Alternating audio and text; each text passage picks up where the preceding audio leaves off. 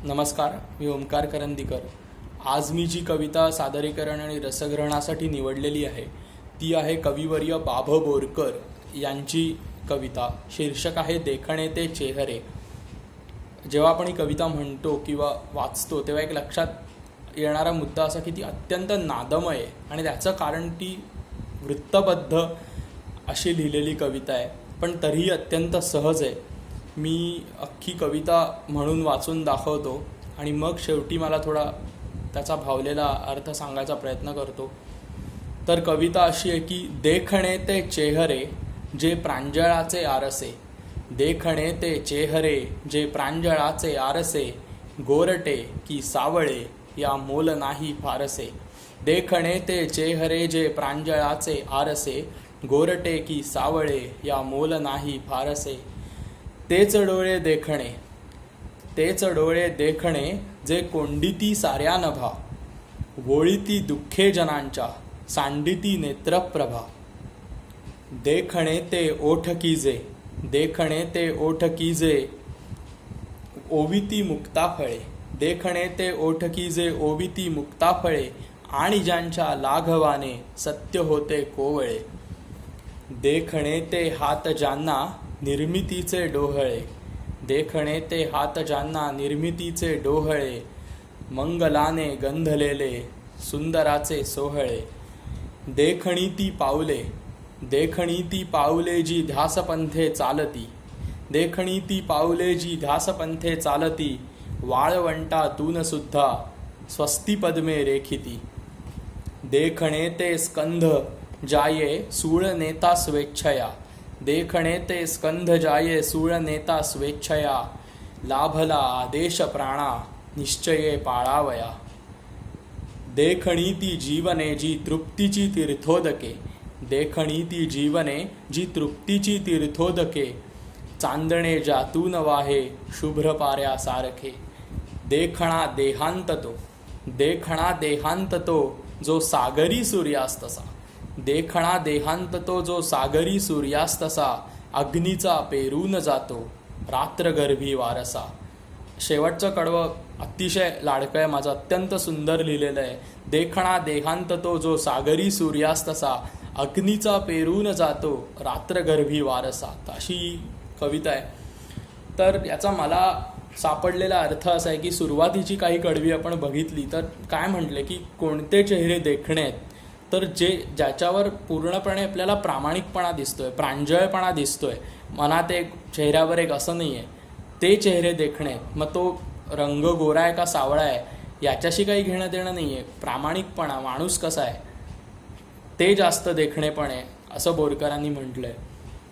दुसरं कडवं पण तेच डोळे देखणे जे कोंडिती साऱ्या नभा. म्हणजे मला असं वाटतं की असे डोळे ज्याच्यामध्ये भावभावनांचं पूर्ण विश्व सामावलेलं आहे, अनेक त्याच्यात स्वप्न आहेत, त्याच्यात व्यापक दृष्टिकोन आहे, त्याच्यामध्ये लोकांना आपलंसं करायची भावना आहे, ते डोळे देखणे आहेत. आणि पुढची ओळ काय म्हटले की वोळीती दुःखे जनांच्या सांडिती नेत्रप्रभा. तर असे डोळे ज्यांना लोकांची दुःख बघून ज्यांच्या डोळ्यात पाणी येतं, ते करुणेने भरलेले डोळे देखणे आहेत. देखणे ते ओठ की जे ओविती मुक्ता फळे. म्हणजे जी लोक चांगलं बोलतात, जी लोक महत्त्वाचं बोलतात, पण पुढची ओळ पण अतिशय महत्त्वाची आहे की आणि ज्यांच्या लाघवाने सत्य होते कोवळे. म्हणजे ते फक्त गोडगोड बोलत आहेत तेच लोक चांगले आहेत का, तर असं नाही आहे. ते सत्य पण बोलत आहेत, पण ते अशा प्रकारे बोलत आहेत की ते समोरच्याला लागणार नाही आणि त्याचा चांगलं व्हावं यासाठीच बोललेलं आहे. ते ओठ देखणे आहेत आणि ज्यांच्या लाघवाने सत्य होते कोवळे. पुढचं कडवं आहे की देखणे ते हात ज्यांना निर्मितीचे डोहळे. म्हणजे अशी लोक ज्यांना काहीतरी कन्स्ट्रक्टिव्ह करायचं आहे, जगात काहीतरी चांगलं करून दाखवायचा ज्यांना ध्यास आहे, काहीतरी क्रिएटिव्ह कन्स्ट्रक्टिव्ह, मग क्षेत्र कुठलंही असू दे, पण काहीतरी चांगलं घडवून आणायचं त्यांचं स्वप्न आहे आणि ती धमक आहे त्यांच्या हातात, ते हात देखणे. देखणी ती पाऊले जी ध्यासपंथे चालती. म्हणजे जे लोक आयुष्यात काहीतरी ध्येय समोर ठेवून चालत आहेत, मग ते काहीही असू दे, अगेन क्षेत्र काही असू दे, पण त्यांना काहीतरी एक, मग तो वैयक्तिक असेल किंवा समाजाच्या चांगलं व्हावं म्हणून असेल, कारण काही असेल, पण ध्यास कशाचा तरी पॅशनेटली ध्यास घेऊन ते चालत आहे.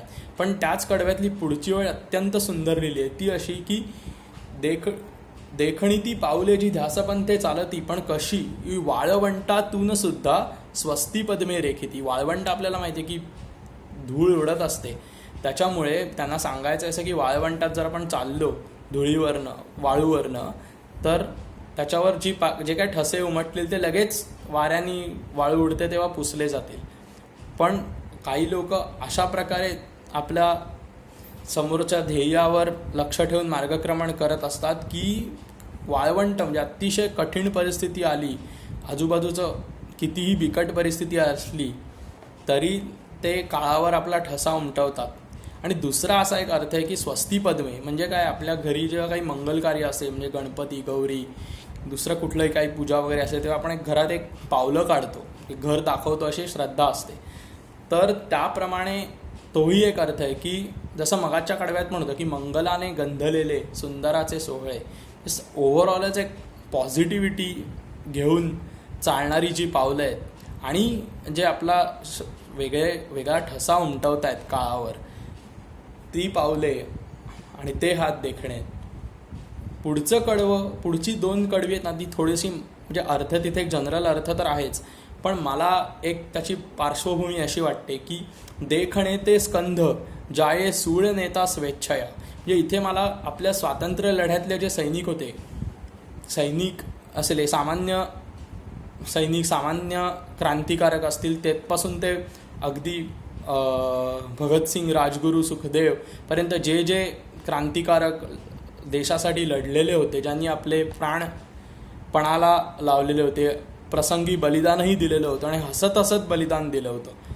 तर हा मला इथे रेफरन्स वाटतो की देखणे ते स्कंध जाये सूळ नेता स्वेच्छया.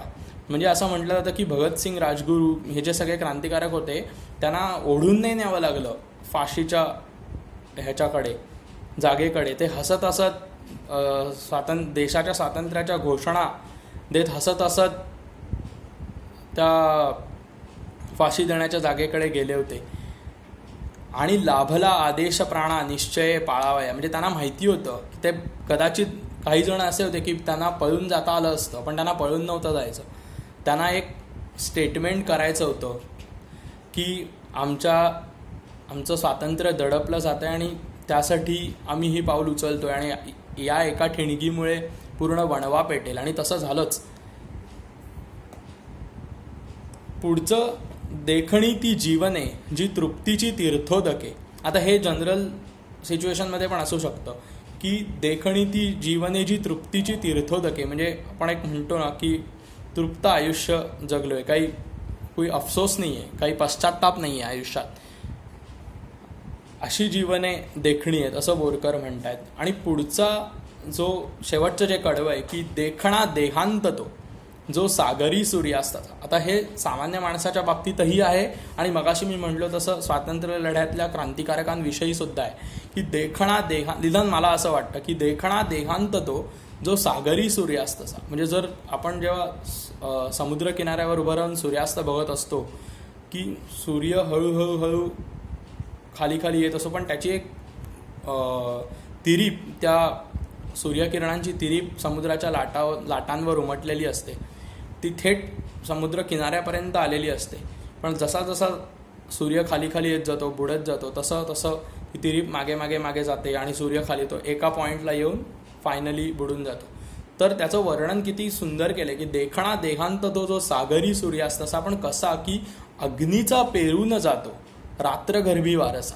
म्हणजे येस, आता सूर्यास्त होणारे, सूर्य बुडणारे आणि रात्र होणारे, अंधार होणारे, पण तो जाताना काय करून गेलाय तर प्रचंड एक इन्स्पिरेशन, प्रेरणा देऊन गेलेला आहे, ठिणगी पेटवून गेलाय. अग्नीचा पेरून जातो रात्रगर्भी वारसा. रात्रगर्भी शब्द पुन्हा किती सुंदर वापरलाय.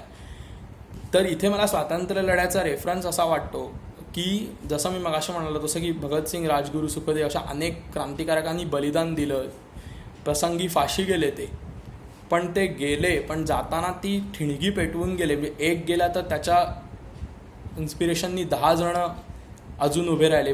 येणाऱ्या पूर्ण पिढीला ते जाताना प्रेरणा देऊन गेले. आता हे स्वातंत्र्य लढ्यासाठी झालं. असंच आपल्या इतर क्षेत्रातल्या माणसांसारखंही आहे किंवा कोणत्याही सामान्य माणसासाठीही ते लागू होतं की काय लिगसी आपण मागे ठेवून जातो.